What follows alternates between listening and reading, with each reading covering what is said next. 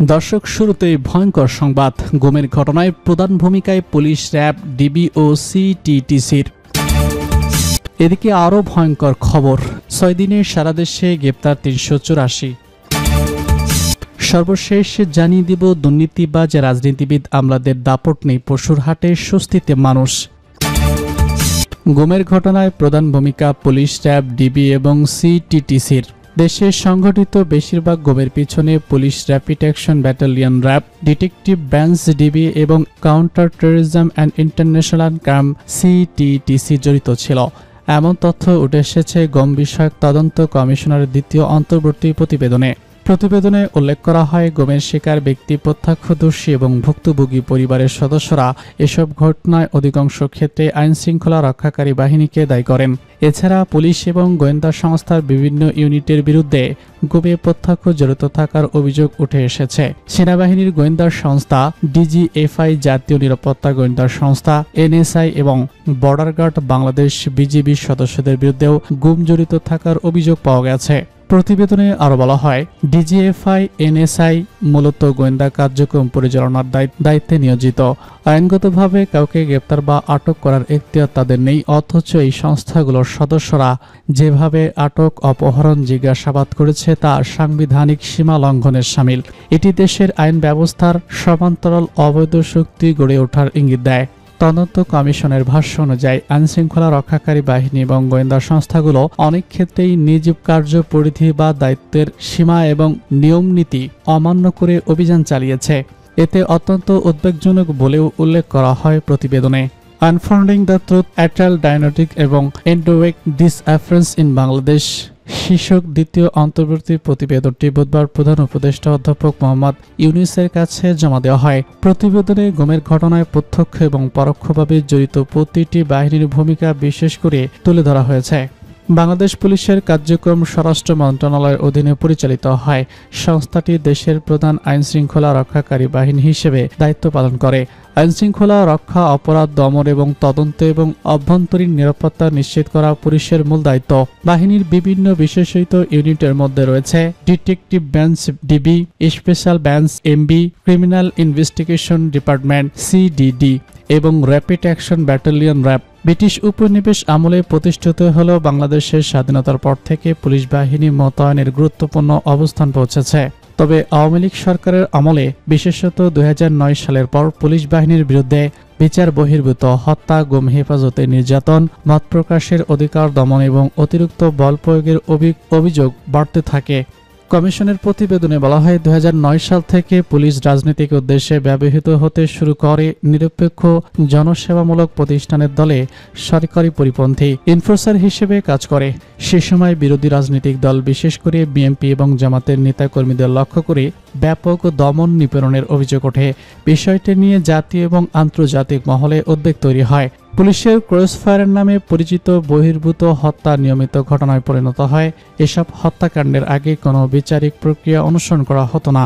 হেফাজতে নির্যাতনের বিষয়টিও ছিল ব্যাপক। অনেক ভুক্তভোগী মারধর, বিদ্যুতিক শক, পানিতে চুবিয়ে রাখা এবং অন্যান্য শারীরিক এবং মানসিক নির্যাতনের অভিজ্ঞতা জানান।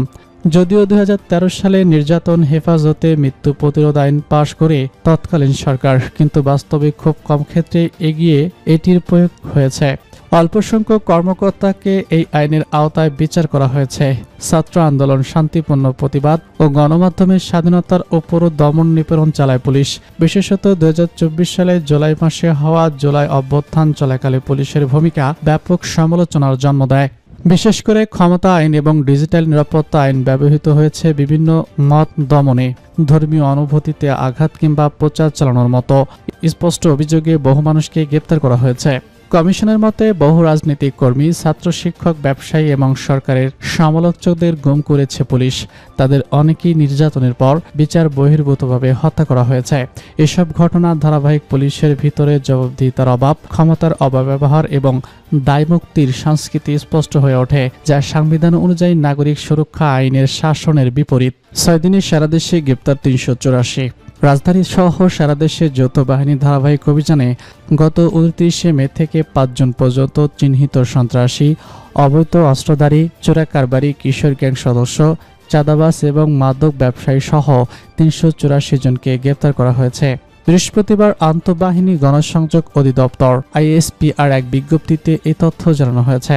আইএসপিআর জানায়, গ্রেফতারকৃত অপরাধীদের নিকট হতে 7টি অবৈধ আগ্নেয়াস্ত্র, 3টি বিভিন্ন ধরনের গোলাবারুদ, 3টি ককটেল বোমা, 6টি কাজু, বিভিন্ন মাদকদ্রব্য, সন্ত্রাসী কাজে ব্যবহৃত বিভিন্ন প্রকার দেশীয় অস্ত্র, মোটরসাইকেল, চোরাই মোবাইল ফোন ও নগদ অর্থ উদ্ধার করা হয়। তাদেরকে প্রয়োজনীয় জিজ্ঞাসাবাদ এবং আইনি কার্যক্রম সম্পন্নের জন্য সংশ্লিষ্ট এলাকায় হস্তান্তর করা হয়েছে। দুর্নীতিবাজ রাজনীতিবিদ আমলাদের দাপট নেই, পশুর হাটের স্বস্তিতে মানুষ। ঈদুল আজহার মাত্র একদিন বাকি। রাজধানী সহ সারা দেশের প্রতিটি কুরবানির পশুর হাট এখন জমজমাট। বৈরী আবহাওয়া উপেক্ষা করে ক্রেতারা বের করছেন হাটে। হালকা বৃষ্টি, কাদা মাখার পথ, কিছুই যেন থামাতে পারছে না কুরবানির পশু কেনার উৎসাহে।